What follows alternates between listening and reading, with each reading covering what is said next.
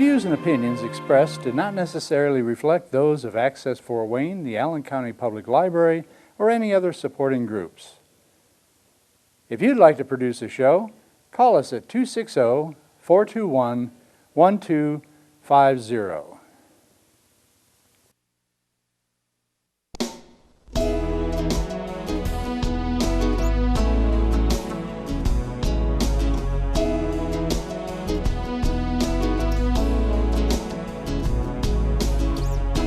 Let me be your lighthouse so I can show you the way. Let me be your shining light, I'll keep you from drifting away. I'm the one that makes you try when... Hello, this is Patty Hunter of Patty's Page. Welcome to my show. Today we have a very special guest. We're on location, and his name is Mr. Philip Arnold Snider. Hello, sir. Hello. Welcome to my show. Thank you. I understand you're a very interesting character. Well, it depends on who you ask. Well, from what I gather, you are. Yeah, okay. You're a very special person. We have several questions for you, sir. Okay. All right. So where were you born and raised? I was born in Schenectady, New York. New York?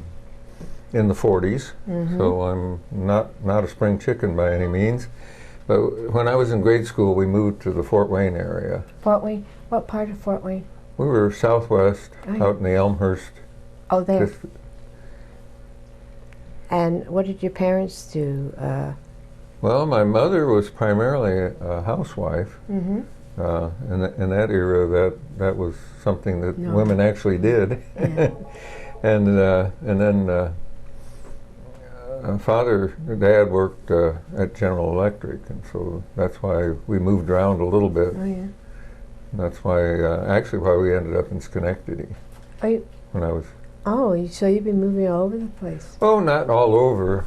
We moved from New York to Fort Wayne, and then the parents moved to Chicago area, Chicago Heights, and then I only stayed with them there for a short time. I was in college, and then came back down to Fort Wayne because I had sort of ties in the area, and then ended up in a training program with General Electric too, a little bit like my father. Yeah.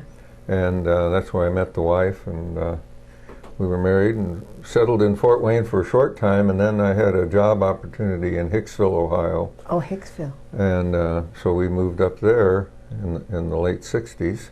Still there? And I spent 37 years there with a little company called Dotco. What's Dotco? We were manufacturers of pneumatic tools, primarily. They had some other items too, but primarily grinders, sanders, drills, routers, things of that sort that were air-powered. One of our big customers was Boeing. In fact, they were the primary customer of one of the tools that I consider to be probably my best innovation in my you got it here? In my design engineering life, and that was this little tool was used at Boeing. They had to deburr these large components of the aircraft, and they would do that because if they left the burrs on, it would create a stress area and could create a crack, and you don't want cracks in your airplane. You hear a lot about what happens. So they had literally thousands of these little tools, and they used with a sander, and it was a hand job. The operators would have to go around these large aircraft components, primarily the part that supports the wing, and they would take all the burrs off of them, and they would treat it so that it would they call it stress relief, and so that or shot peening, and so that it wouldn't be as prone to failure. Well, these tools wore out rather quickly, so I developed this little lubricator in here that recirculated the lubricant onto the gearing, and would extend the life much more than tenfold, actually. So we patented that. Unfortunately, the patents run out after 17 years. So I mean, you couldn't. now I think when I left the company, and this has been over a dozen years ago, we were seeing that our competitors were all trying to incorporate something similar into their units so that they would have the improved gear life also. So Really? that was the professional life, but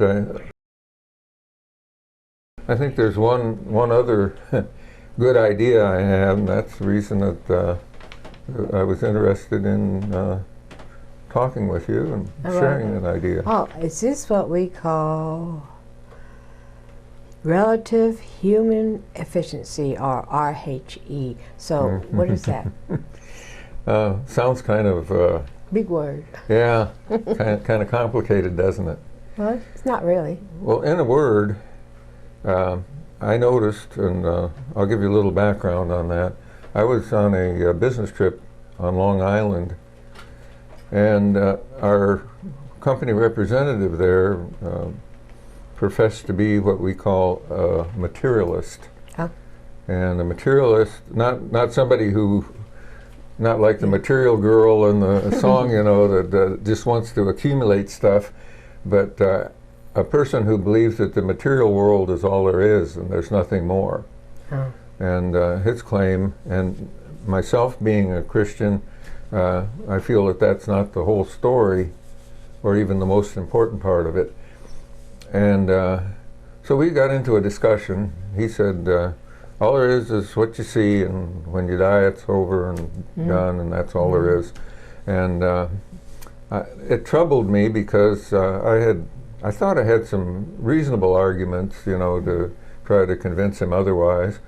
But he, of course, didn't seem convinced, and probably wouldn't be likely to be convinced. But I went home and I pondered this and thought about it, and all of a sudden I had this, what I consider to be maybe at least a semi-good idea, and that is that people can do things that the natural world can't. Or they can do things that the natural world can do, but they can do them much more easily and quickly. Because we can reason and think. Right. And well, there's a large number, at least a good handful of reasons why people are better than the natural world. We can take notes. We can develop principles. Like you say, we can think, we can reason, we can share. If you have a good idea, you know, that maybe helps me, might have helped me come up with a lubricator, you know, you could have suggested that. And we had quite a bit of that interaction in our engineering department when I worked there. And we can start over. If we, you know, come to a dead end or something, the material world can't start over. It's just, things are just operating by chance. Yeah. And if it comes to a dead end, then it's a dead end. But and we can learn from our mistakes. The material world can't learn. Sometimes go back to our mistakes. Right. Well, sometimes we don't learn quickly enough, right? So, in a word, this relative human efficiency says that people can do things that the natural world can do, and we can do them much better, much more quickly, as long as the requirements of resources, that would be the matter, energy, time, and space, those, as long as those are within human capability. Now, we say the natural world. You mean the animal world? Well, I mean just Physical world. what I said: matter, energy, time, and space. Right. The natural factors, in other words, the things that the physicists talk about, that those forces, the materialist claims that they created life and that life developed into Patty Hunter and Phil Snider, and it was just all a natural process. There wasn't any design to it. There wasn't any forethought. There wasn't no goals were set. That it just happened. And we say that anything that we can observe that nature does, that just happens, that people can reproduce much more easily. Talk about some of the things that nature does. Nature does erosion, Growing. things of that sort, you know, and actually nature's not very efficient. It's not very creative when you think about it. Most of the things that happen in nature are destructive rather than constructive, except for the living things. And living things are kind of an exception, because that's what we're talking about. Right. We're saying, could nature really have created living things? I mean, the Lord himself would have done that. Anything that we know that actually does happen in nature. We have lightning and people can make sparks, you know. It's a smaller scale, but we could do the same thing. Yeah. And not only that, but the things that are of a larger scale, like the tides, you know, we can't create a tide because it's pretty hard to make a moon big enough to create tides. Oh, don't worry, we'll get there. Well, we've been there, but not actually making. And that's an example I sometimes use. I say we can't make a full-scale moon, you know, full size, because it's beyond the resources that we have At the moment. But those things of that sort that that are a part of nature, we can observe and we can explain. We can see things that are very big. We can see things that are very small. We have electron microscopes.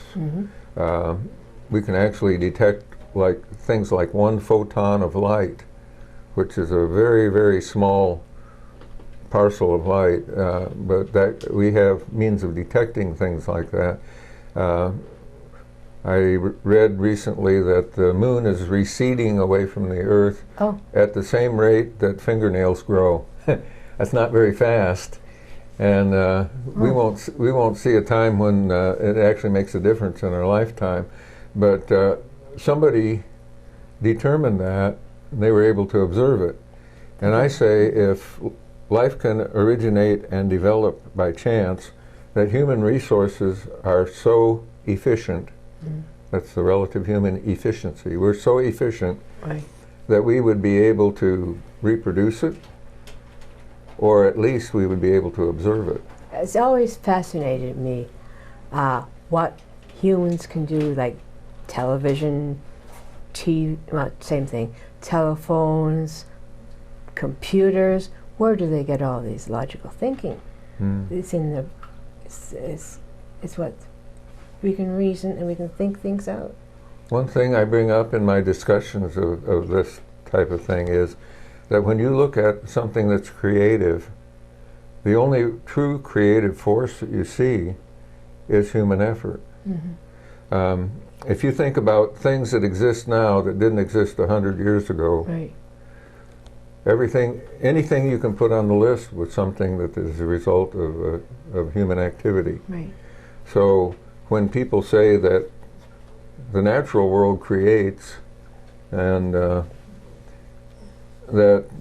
like I say, that life, the trees out there, the grass, the people, the reproduce, all of these things that we see, living things that we see, are the result of nature. It runs contrary to what our actual observations are. Because God made us in His own image to reason and think. And that's one of the implications of this. Now, the idea itself is not a religious idea. No. It's strictly an observation of the way nature, or the way the world actually is. But the implications are quite strong. And one of them is that very thing, that God made man in His own image, man and woman, obviously, mankind, which includes Patty's as well as Phil's. So, and one of the strong aspects of that I think about a lot, and that I try to encourage people to see and to understand, is that that creativity is an aspect of God, and that's something that He has imparted to mankind. Curiosity too. Let me show you. You have a sample for us? I do. I have show you how creative we are. Oh, that's going to drop. Right on. Now we're cooking. This works. Okay. So, what we got here? Well, this is a little demonstration of the idea that I've been trying to present, relative human efficiency. If you would take those, Patty, Right. and just drop them on there, drop them randomly. They didn't line up, did they? No, I didn't. No. In fact, I only got two of them that actually, where you can actually see the letters. Right. Let's try again. Maybe we'll do better next time. Hey, your turn. I'll go. Hey. Well, I got 3 out of 4, and the R is almost aligned, but it's not really not very Hey, good. that's pretty good. There's the E. Well, let's see what people can do. You take these and just orient them and set them right there on the card where the letters are. Fascinating. Oops, upside down. Mhm. So, yeah. Something about you are more than 100 trillion times better.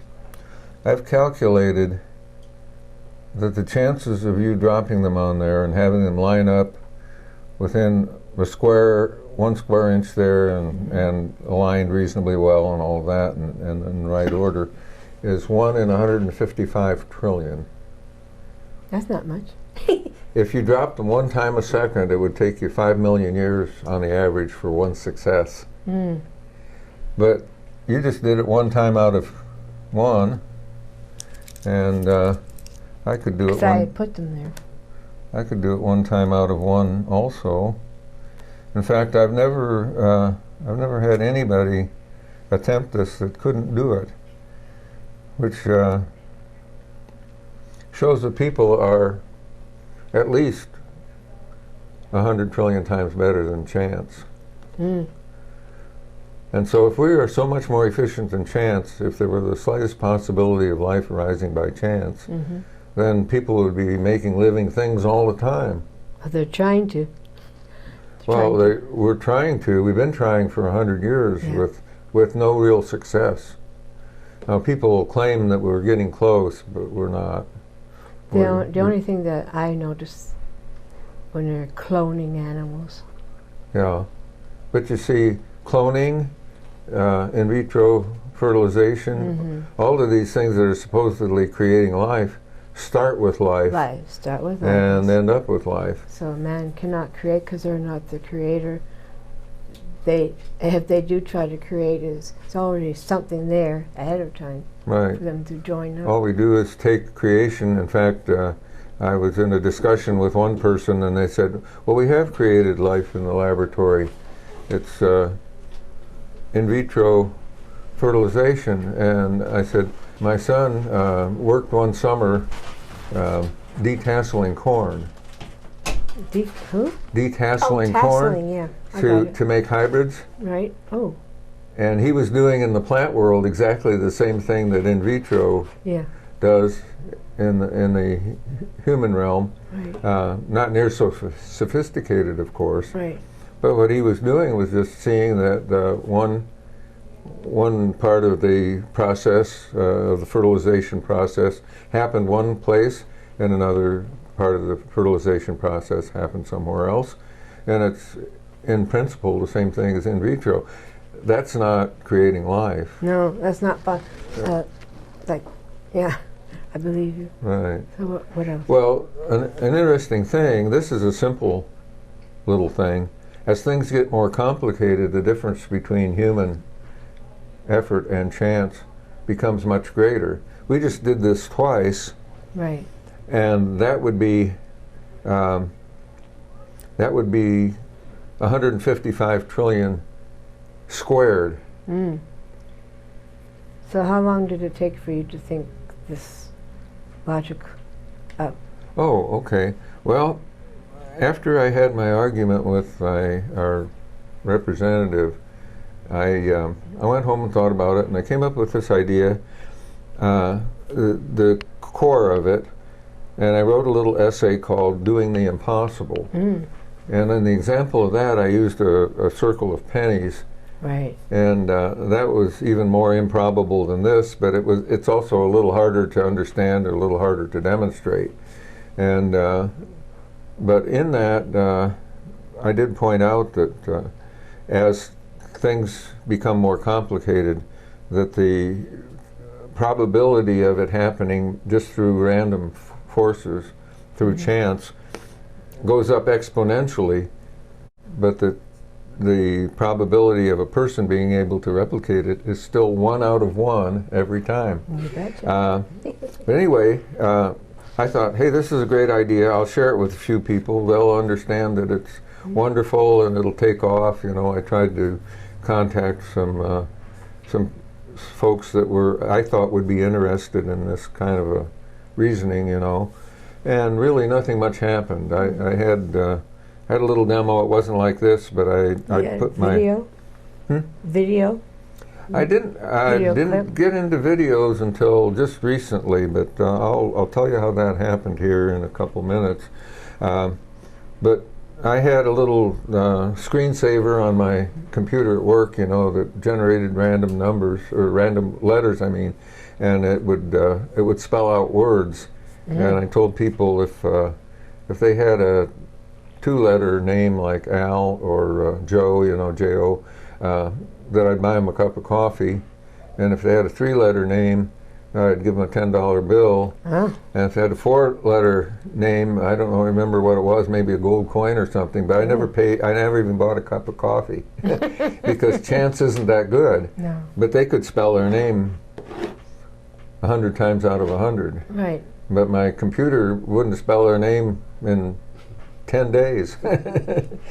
So anyway, so it just kind of was in the back of my mind, and every once in a while I'd talk to somebody about it.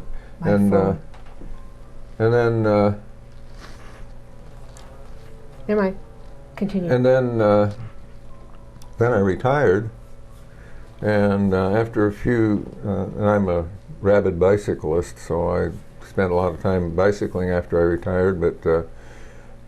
But then in 2012, beginning of the year, you know, you think about, well, what am I going to do this year, or what am I going to do with the rest of my life? And so it was actually about this time of the year I decided I have this idea. I either have to find out that it has a fatal flaw, and so I tried real hard to figure that out, or that somebody else has already done it. And if neither of those things are true, then I feel obligated to share the idea. So I started out and made a goal of sharing it with one person per month. Yeah. How long did it take? What year when you started? I started in 2012. For about the next 2 years, I had an objective of somebody that I would talk to. I talked to my brother, who's a doctor of physical chemistry. He didn't want to see the merit in it. Oh. But Everybody has their it own. might be a work in progress, I hope. I see a little bit of movement. To know, But to have this knowledge. Then, what's that? It's a gift that you have. I feel that it's something that I have recognized that is a gift that I have to share, and so I've been doing that. I've talked to at least 15 or 20 PhDs of this, and I look for people who can either be good critics or can be good purveyors of the idea, you know, who can help spread it around and make it in a worthwhile fashion, or who maybe could be strengthened in their worldview and their beliefs, you know, by having the idea. And so, as such, I tried to target those types of people. Do you go talk to people who are in the sciences, like physics? Right. Because I got high marks in physics and biology, so that's why I understand this. Yeah. And it's logical what you're talking about. I'm a logical person. Right. And the nice thing about this, in contrast, now there's a fairly strong movement out there called intelligent design. And the intelligent design idea is that there are certain features that you can identify as being the result of intelligence. Now, Right. it's different than this. If you come up and you see this card and it's sitting like that, and you say, somebody must have done that, because it's not very likely that we have that one chance in 155 trillion that, Right. that they just fell on there and that happened. And that's intelligent design. But relative human efficiency is saying, here's a comparison between what chance can do when I drop those on there and what people can do. And as such, it becomes a measure of what chance is capable of doing. And so we can use it to say, well, did life originate by chance? Yeah.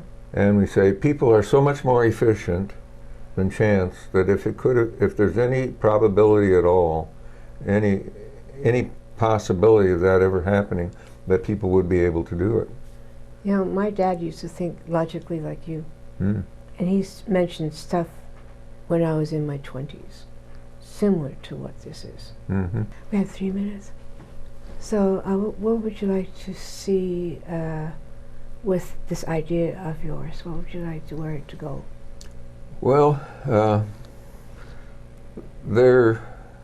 like I say, there are different people who would be a target. One would be young people who are forming their worldview, and I feel that they should know that, whether they feel it's very important or just sort of important or not important nice at to all, know. that it's something that they should realize is true, because it can have an effect on how you look at the world.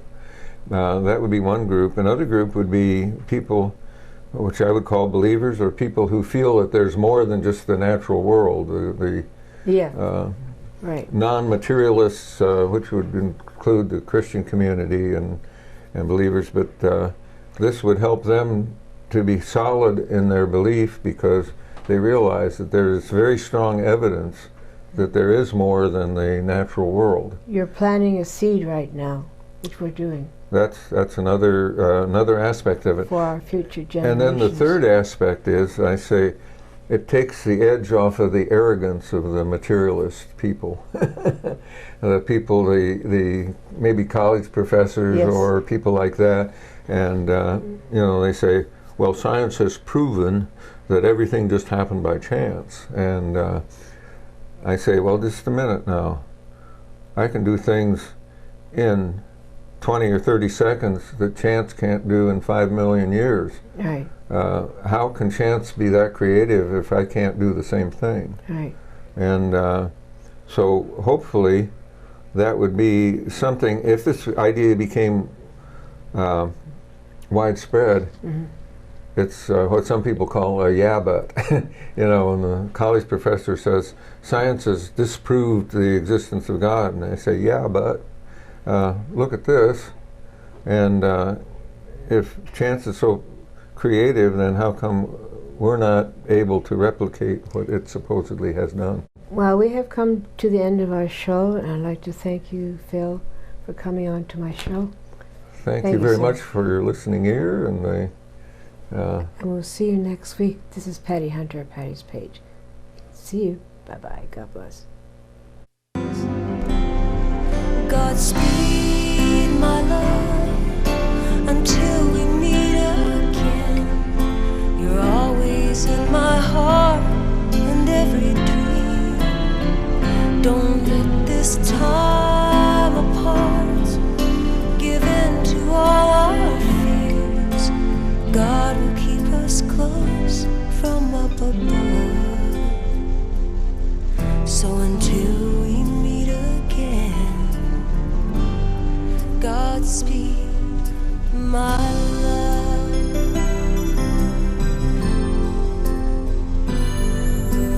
God is with us all.